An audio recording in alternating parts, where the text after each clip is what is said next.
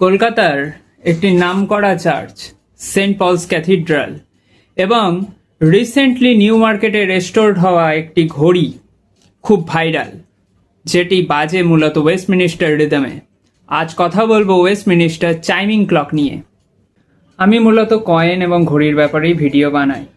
আজকে আমি মেলোডির ব্যাপারে একটা ভিডিও বানাবো, যে মেলোডিটা অবশ্যই একটি ঘড়ির মেলোডি।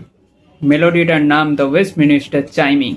ওয়েস্টমিনিস্টার চাইমিং ক্লক তৈরি হয়েছিল 1793 খ্রিস্টাব্দে সেন্ট মেরি চার্চের জন্য, এবং এই ওয়েস্টমিনিস্টার রিদম তৈরি করিয়েছিলেন স্যার ডক্টর র্যান্ডাল এবং ডক্টর জোসেফ জোয়েট।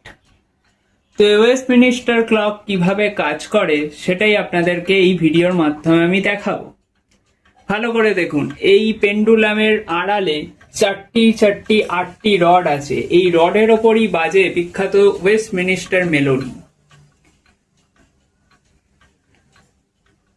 তো এটিকে বলা হয় 15 minutes quarter chiming. 15 minutes quarter chiming melody, যেটা বর্তমানে বাজবে 15 মিনিটের যে চাইমিং মেলোডিটা আপনারা শুনতে পাবেন। দেখুন, খুব সুন্দর মেলোডি। 4 রডের ওপর মাত্র 4 বার বাজবে।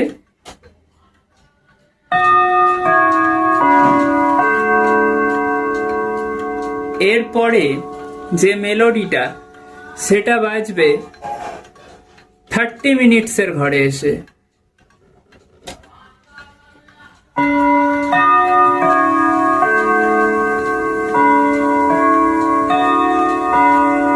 বাজলো 8 বার, এবং এর পরের মেলোডি বাজবে আবার ঠিক 45 মিনিটের ঘরে গিয়ে।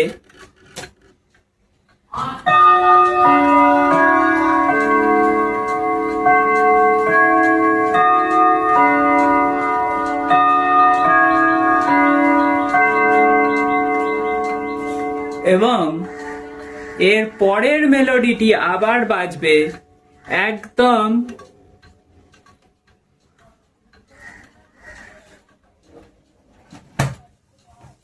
3 ঘরে গিয়ে, অর্থাৎ 12র ঘরে যখন বড় কাঁটাটা ঢুকে যাবে সেই মেলোডিটি বাজা স্টার্ট হবে, এবং মেলোডিটি সম্পূর্ণ সুন্দরভাবে বাজবে।